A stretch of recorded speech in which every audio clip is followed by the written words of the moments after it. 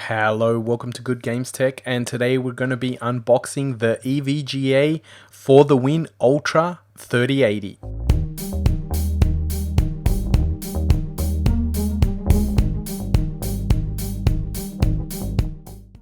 So this video is not sponsored by anybody. We actually have purchased the card from PLE directly and actually came in a nice little packaging. Yay, it's finally here.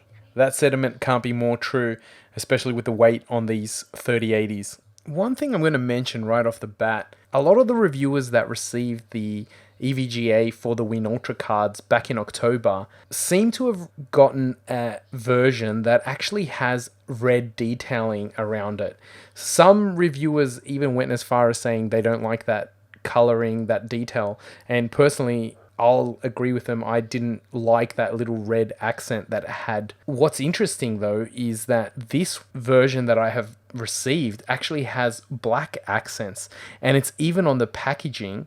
I've even gone to the EVGA website and have seen that it's been updated to this black version. I'm going to link to a reviewer who actually has done a review last year where they would have had the red edition of the card. I'm actually thankful that I got the black edition though personally, because I'm going to be keeping this card and it's going to be in my rig, and I do prefer the black version.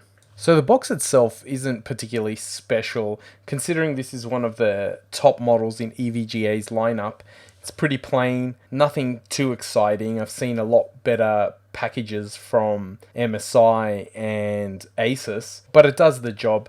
One thing I do like about EVGA though is you get a tiny little manual, you get an actual GPU arm to hold it up, which I think is very handy, and you also get an awesome, I think it's an excellent add-in, it's a little metal EVGA case sticker. It looks really cool. It's a little touch, but a really nice touch. As you look at the video card itself, the EVGA logo there is plastic. Now, it kind of looks like it has a chrome finish. It might be metal, but it's actually plastic. But that's there so you can see the RGB coming through, so you'll be able to see the lights.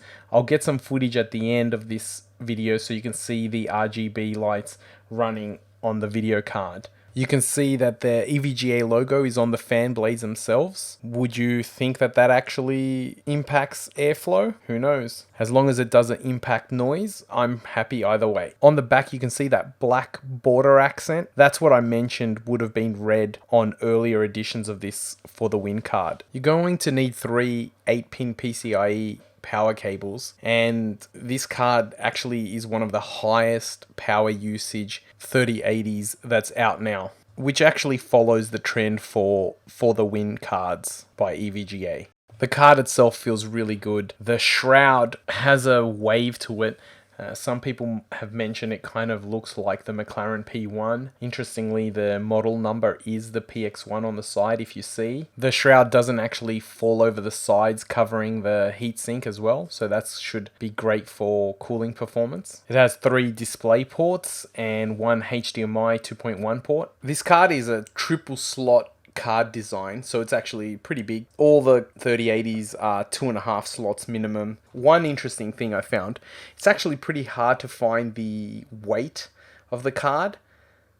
I couldn't find it on the EVGA website. No one else seems to have it. I weighed the card myself. It comes up at 1,584 grams. So it's nearly 1.6 kilos. That's just over 3.5 pounds. That's pretty heavy by any standard for a 3080. So it is lucky that they did give you a arm to hold the card up. What do you guys think of the look of this GPU? Personally, when I saw it originally in the red, I was hesitant about it. I didn't really like the look of it. But now seeing it in person, and it has the black accents, it's got like a carbon fiber look.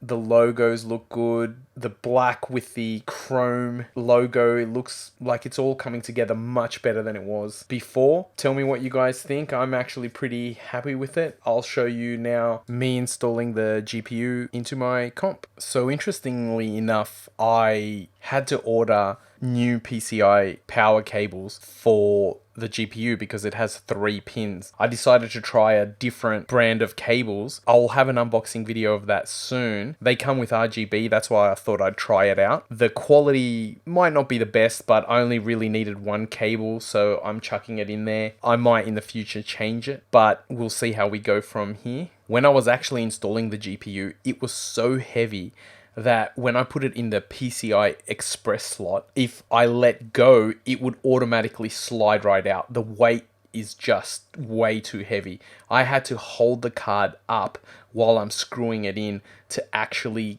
get it to stay in. It would not stay in on its own weight at all, not even for a second. It just shot out of there. So I would definitely recommend using a support arm, the one that either comes in the box or a third-party one.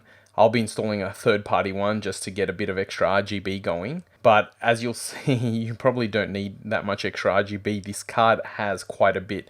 The light bar on the side is pretty good. Pretty good is probably an understatement. I reckon it's actually awesome. Not only does it look good when it's lit up, it actually looks really good when it's off.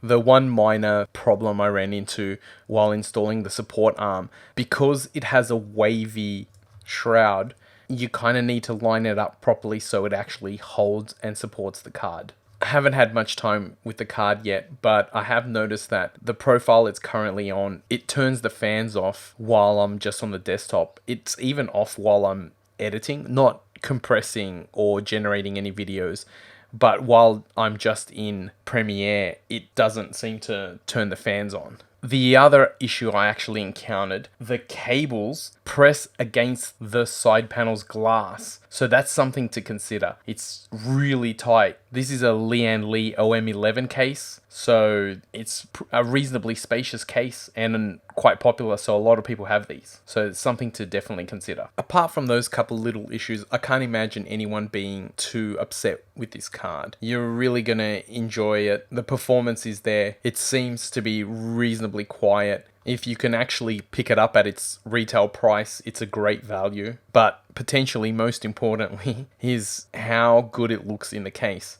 I think it looks better installed, a lot better installed, than when you're just holding it in your hand. A lot of the little detailing that they've put in is really set off when it's in the case. And EVGA to move from the red accents to the black accents or clear RGB accent really was the right move. Thanks for watching this video. We enjoyed making it. We hope you enjoyed watching it. Please, if you're able to, like and subscribe, and we'll be able to bring you more videos when we can.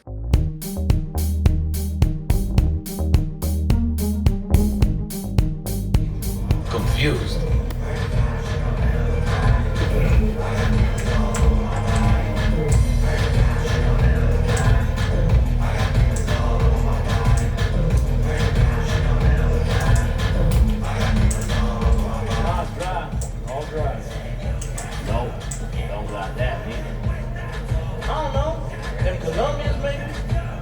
Right.